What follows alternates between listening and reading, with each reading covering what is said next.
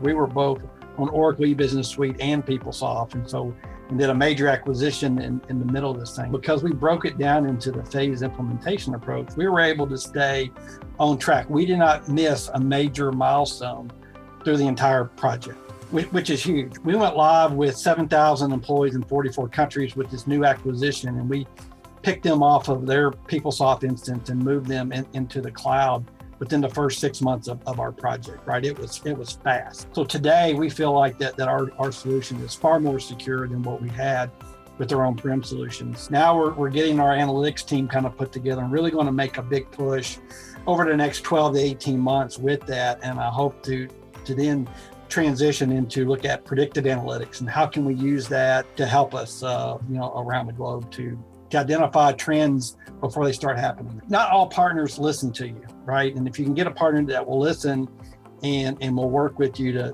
figure it out and respond, that is huge.